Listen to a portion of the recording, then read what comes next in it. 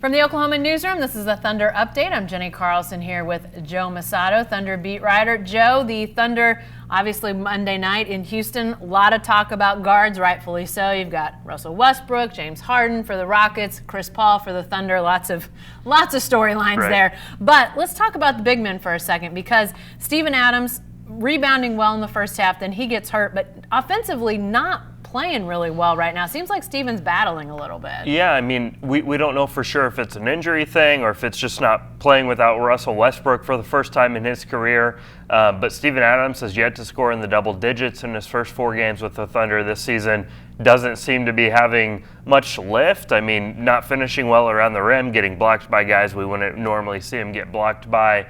So Adams, we've talked about the guard play. Adams is the one factor that, we thought would be more of a key component of the offense that hasn't really been there yet. Yeah, and again, we don't know injury-wise. He missed a big chunk of the second half on Monday night, but in his place, we saw a lot of Nerlens Noel and played really pretty well. Yeah, and Nerlens Noel is the guy that was struggling to sort of crack that rotation in the first few games. Mike Muscala, another backup center, had played a lot of those minutes, but they have totally opposite games. I mean, Muscala is more of a three-point threat, doesn't really defend all that well in the post.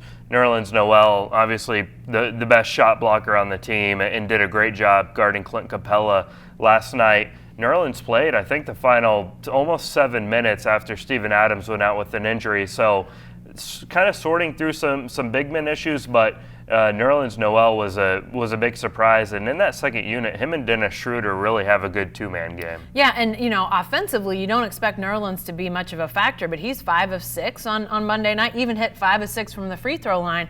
I mean, if they can get that kind of production out of him, whether in sort of a more regular role or in a backup role, I mean, that's pretty big. Yeah, exactly. And he's someone that I think needs to be in that rotation. It was such an interesting thing to follow this summer. Like, is he going to come back? Is he not going to come back?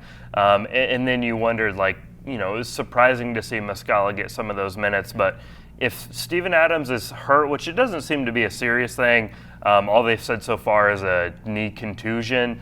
But if he misses any time, Nerlens would be the more natural fit to fill in for Steven Adams. Yeah, and Mike Muscala on Monday night in Houston didn't play a single minute, so a little bit of a surprise there. Maybe Billy Donovan feeling things out, but he may have more of a chance to do that on Wednesday night. Portland comes to town.